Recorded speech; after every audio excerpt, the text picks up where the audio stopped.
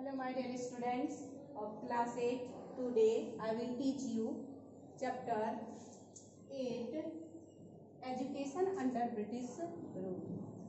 जब भारत में पूरी तरह से ब्रिटिश ईस्ट इंडिया कंपनी का जाल फैल जाता है तो वो अपने जाल को मजबूत करने के लिए, नेट सर्किल को मजबूत करने के लिए उन्होंने इंडिया का जो पहले से चली आ रही कल्चर है, ट्रेडिशन है, या यहाँ का जो एजुकेशन है, उसको समाप्त कर अपनी मिशन को यानी क्रिश्चियन मिशनरीज को फैलाने एवं इंग्लिश एजुकेशन को यहाँ पे अडॉप्ट करना शुरू कर दिए। तो आज इस चैप्टर के दौरान हम लोग ये समझने की कोशिश करेंगे कि ब्रिटिश ईस्ट इंडिया कंपनी के आने के बाद किस तरह यहाँ का जो हमारा ट्रेडिशन था, जो कल्चर था, वो किस प्रकार खतरे में पड़ गया और वहाँ का जो एजुकेशन सिस्टम था, इंग्लिश एजुकेशन सिस्टम,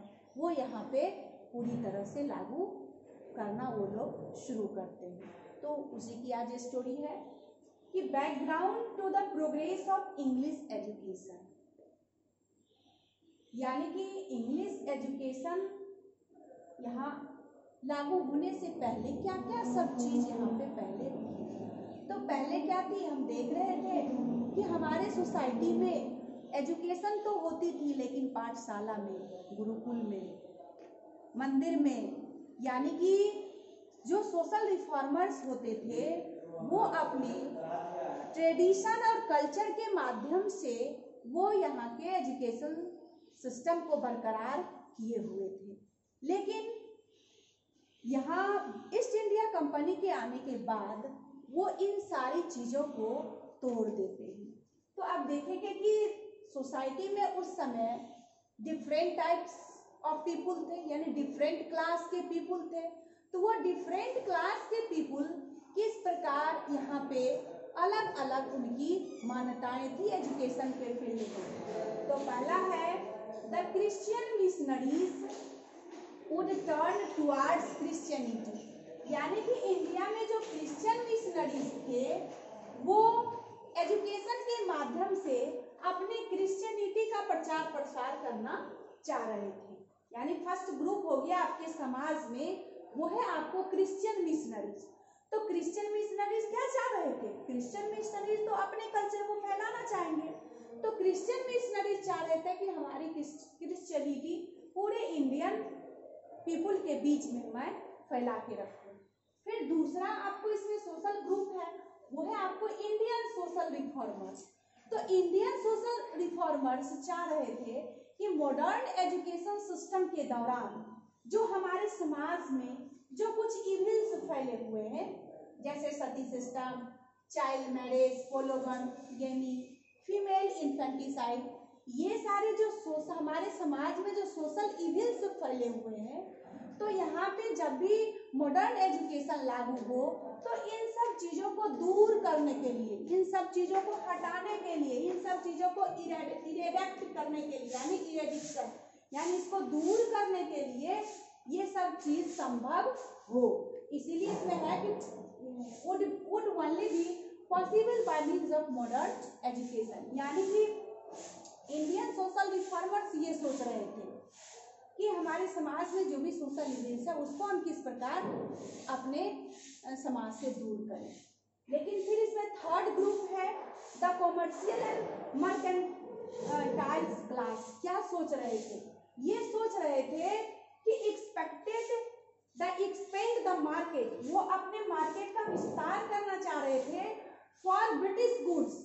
किस गुड्स के लिए? इंडियन गुड्स के लिए नहीं, वो ब्रिटिश गुड्स के लिए थ्रू मॉडर्न एजुकेटेड इंडियन, यानी मॉडर्न एजुकेटेड इंडियन के माध्यम से वो इंडियन मार्केट में वो ब्रिटिश सामान को एक्सपेंड करना, उसके मार्केट को एक्सपेंड करना सोच रहे थे।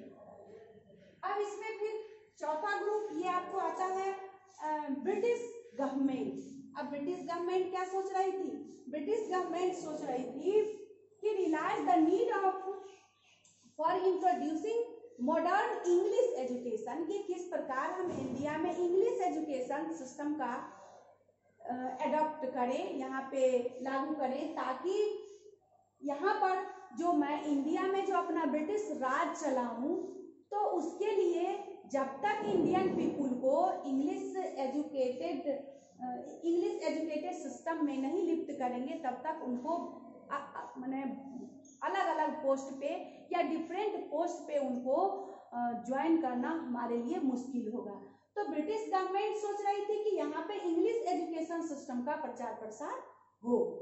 तो अब हम यहाँ पे क्या देखें कि हमारे समाज में जितने भी डिफरेंट टाइप्स ऑफ ग्रुप थे वो क्या सोच रहे थे। तो ये था बिगिनिंग पीरियड का। अब इसमें है कि ब्रिटिश ईस्ट इंडिया कंपनी के द्वारा यानी कि मॉडर्न एजुकेशन सिस्टम को लागू किया गया।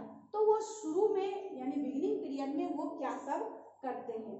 तो the act 1830 provided for an annual sums of ₹1 lakh to be sent on the spread of education, यानी कि एजुकेशन सिस्टम पे वो शुरू में रेगुलेटिंग ये चार्टर एक्ट 1813 के दौरान एजुकेशन सिस्टम पे वो 1 लाख खर्च करना शुरू में स्टार्ट किए थे।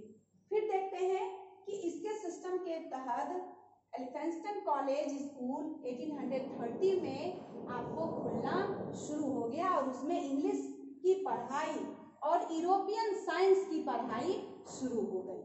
इस प्रकार यानी ब्रिटिश ईस्ट इंडिया कंपनी के मन में जो बातें थी कि यहाँ अगर हमको इंडिया पे राज करनी है तो यहाँ के नेटिव्स को सिविलाइज करना है और change their custom and tradition, और इसके ट्रेडिशन और कस्टम को एजुकेशन के माध्यम से उसको तोड़ना है, और वही काम ये यहाँ पे शुरू हो गई।